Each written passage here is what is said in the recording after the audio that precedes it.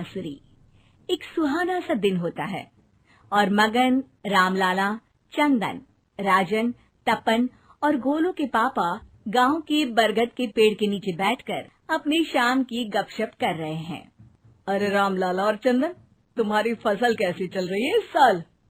अरे बंधु क्या बताएं, बारिश ने तो परेशान कर रखा है। सही बात, बारिश की कमी ने दिमाग खराब कर दिया है। सरपंच गांव वालों के लिए एक खबर लेकर आता है। अच्छा मेरे गांव के भाइयों, सुनो जरा। हमारी सरकार ने किसानों के लिए शहर में एक सेमिनार का आयोजन किया है, जिसमें वो खेतों के बारे में और भी कुछ जानकारी देंगे। तो मुझे लगता है कि हमें वहाँ जाना चाहिए। सरपंच जी, मेरे खेतों में कीड़ों ने परेशान कर दिया है, उसके लिए कुछ जानकारी मिलेगी क्या? बिल्कुल, तुम्हारे खेतों के बारे में तुम्हें सारी जानकारी देंगे वो लोग। तुम तीनों को जाना चाहिए, बहुत फायदा होगा तुम्हें उससे। ये कहकर सरपंच वहाँ से चला जाता है और तीनों सोचते हैं कि वो शाम के वक्त मैदान पर मिलेंगे और वहीं से रवाना हो जाएंगे।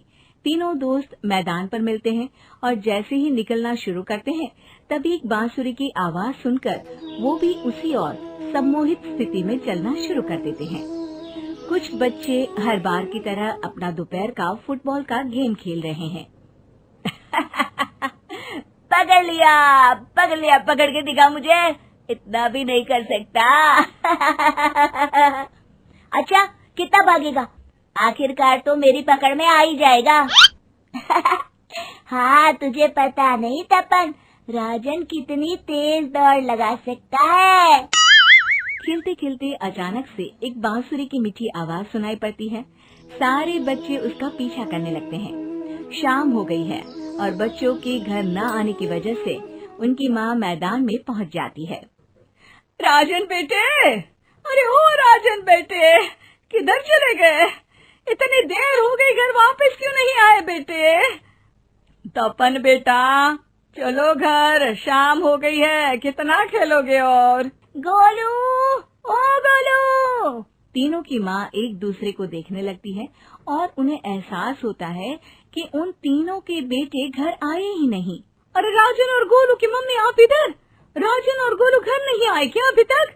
नहीं तो दोपहर में राजन मुझे बताकर गया था कि वो तपन और गोलू के साथ खेलने जा रहा है।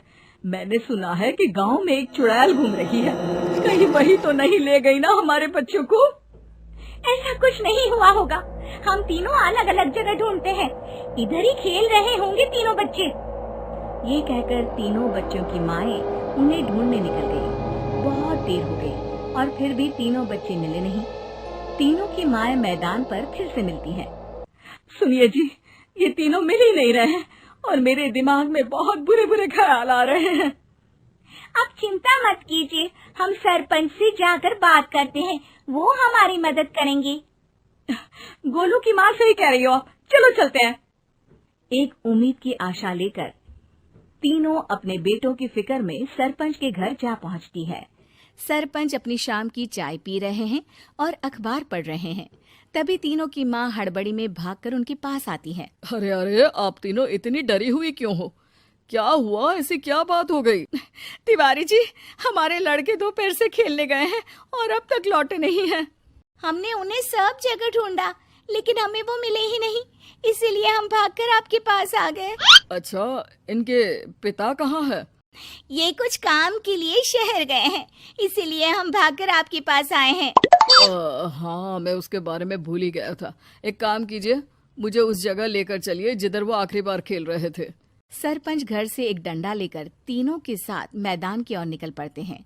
तीनों मैदान पर पहुंच जाते हैं और उन्हें ढूंढने के लिए कुछ सुराग खोजना शुरू करते हैं। आपको कोई ऐसी जगह पता है जहां ये तीनों साथ में मिलते हैं?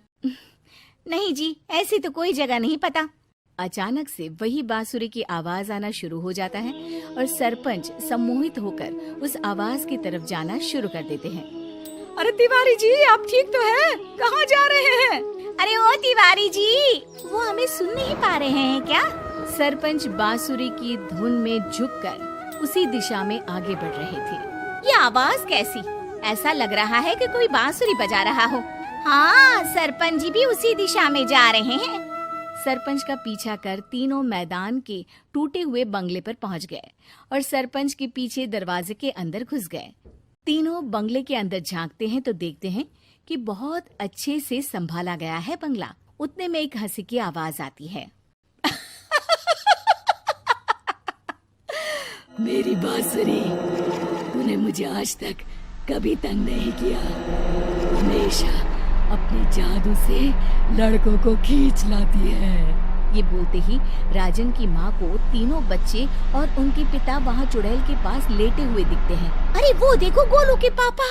अरे रे। अरे गोलू की माँ, अब चुप रहिए ना जरा। उस चुड़ैल ने देख लिया तो हम भी फंस जाएंगे। इन्हें बचाएगा कौन? लगता है ये शहर गए ही नहीं और इस चुड़ैल ने इन सबको भी यही बुला लिया है। अब हमें इन्हें छुड़ाना होगा। एक काम करते हैं। राजन की मम्मी गोलू और तपन की मम्मी को एक प्लान बताती है। बिल्कुल सही कह रही हो राजन की मम्मी। चलो आज इस चुड़ैल को मजा चखाते हैं। तीनों माएं अपने छुपने की जगह से बाहर निकलती हैं और एक्टिंग करना शुरू कर देती है। ये तो बढ़िया है। अब इसका असर औरतों पर भी हो रहा है। वाह जी वाह। तीनों माएं चुड़ैल की थोड़ा करीब आती हैं। राजन और गोलू की माँ चुड़ैल को पकड़ लेते हैं और तपन की माँ बांसुरी हाथ से पकड़कर तोड़ देती है। अरे पागल औरत, ये क्या कर दिया?